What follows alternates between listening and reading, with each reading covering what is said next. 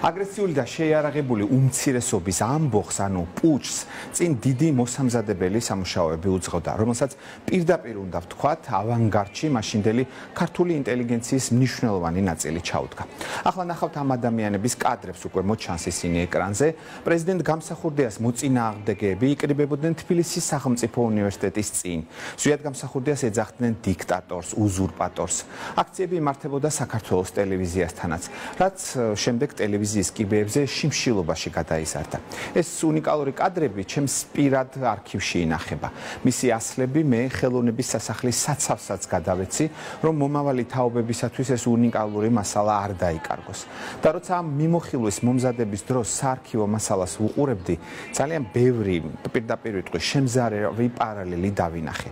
აი მაგალითად სიტყვა მონები. მაშინაც პრეზიდენტ გამსახურდიას მომხრეებს ქართული ინტელიგენციის ნაწილი მონებს გვეძახდა. დაგეგმილ სამხედრო გადატრიალებას კი დემოკრატიულ ამბოხად აფასებდნენ. ამის დასტურად ახლა მე თქვენ საარქივო კადრებს გაჩვენებთ ინტერვიუების სახით. თავისუფალი ხალხია შეკრებილი. აი უყურებ და ხედავ რომ თავისუფალი ადამიანებია შეკრებილი და იქ დგანან მონები. აი მონები, რომლებსაც უნდა მონობა თვითონ აირჩიეს თავისი არსებობის ქვაკუთხედა. საშინლად მეწოდება. აი ეს ჩვენი საწყალი უბრალო ქართველი, რომელსაც ამდენი 70 წელიწადი სულ ურტყეს თავში. მართლა რაღაცა გადაუბრუნეს ტვინში და ეხლა აი ვაკუუმი რომ გაჩნდა ტვინში, ის შეავსო ახალმა კერპმა. არაფერი ისეთი არ მოხდება. რასაც ჩვენ არველი ჩვენ იმ ხელისუფლებისაგან, რომელსაც ანგარიში არ აქვს.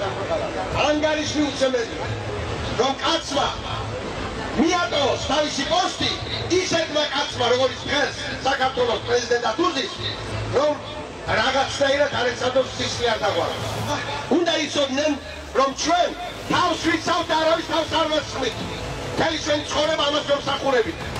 კიდევ ერთხელ მოგიწოდეთ გამოიჩინოთ უფრო პოლიტიკური აქტიურობა განსაკუთრებით აი ამ ძიმე შანს, იმ შანს, როდესაც პოლიტიკური პარტიები რჩებიან პირისპირ დიქტატურასთან და ჩვენ გავიმარჯვებთ დემოკრატიულ საქართველოს.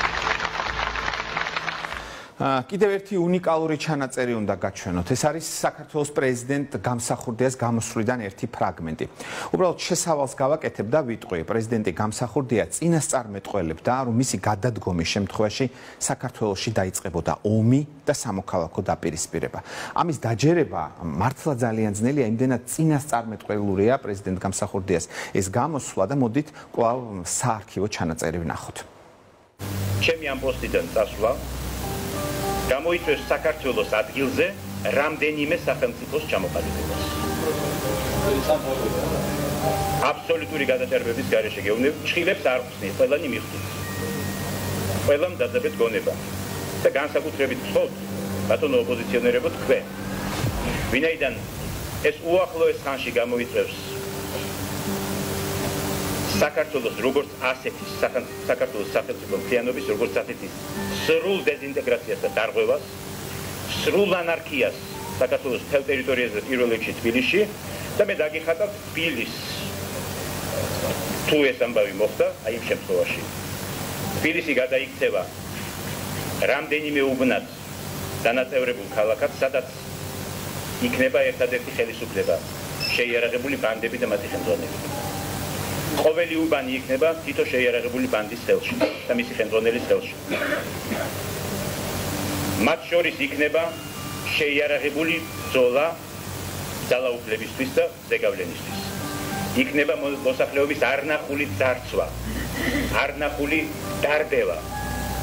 მოიშლება ყველაფერი, ელექტროენერგია, გაზი, კომუნიკაციები, აღარ იარსებებს სამართალდამცავი ორგანოები, აღარ იარსებებს სურსათით მომაგრაგება მოსახლეობის, აღარ იარსებებს სამედიცინო მომსახურება.